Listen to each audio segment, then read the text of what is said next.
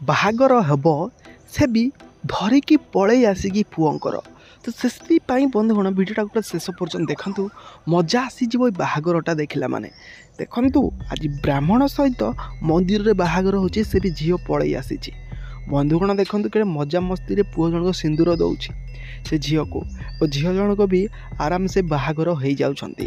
ବନ୍ଧୁଗଣ ଏଇ ଘଟଣାଟି ଆମ ଓଡ଼ିଶାର, ଯାହାକି ଜଣେ ଝିଅ କଲେଜରେ ପାଠ ପଢ଼ିଥିଲେ, ସେ ପୁଅ ଜଣକ ବି କଲେଜରେ ପାଠ ପଢ଼ିଥିଲେ। କଲେଜରୁ ପ୍ରେମ ଯାହାକି ବାହାଘରରେ ସରିଗଲା। କାହିଁକିନା ଦେଖନ୍ତୁ କେମିତି ମଥାରେ ସିନ୍ଦୁର ଦେଇକି ଏପଟେ ପୁଅ ଜଣକ ଝିଅକୁ ବାହାଘର ପାଇଁ ଯାହା ବି କରୁଛି ଆପଣ ଦେଖିପାରୁଥିବେ ମନ୍ଦିର ଭିତରେ।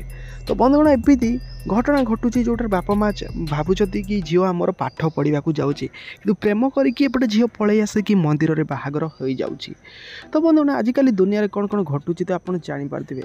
ସେଥିପାଇଁ ସମସ୍ତଙ୍କୁ କୁହେ ଭିଡ଼ିଓଟାକୁ ଟିକେ ଲାଇକ୍ କମେଣ୍ଟ କରିବେ, ଚ୍ୟାନେଲଟାକୁ ସବସ୍କ୍ରାଇବ୍ କରିବେ।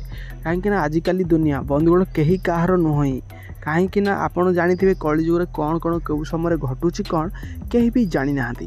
ସେଥିପାଇଁ ବନ୍ଧୁଗଣ ଏ ଭିଡ଼ିଓରେ ବାହାଘର ଦେଖିଲା ପରେ ଆପଣ ବି ବିଶ୍ୱାସ କରିପାରୁନଥିବେ, କିନ୍ତୁ ଭିଡ଼ିଓଟାକୁ ଲାଇକ୍ ଟିକେ କରିବେ ଏବଂ ସେୟାର ତ କରିବେ।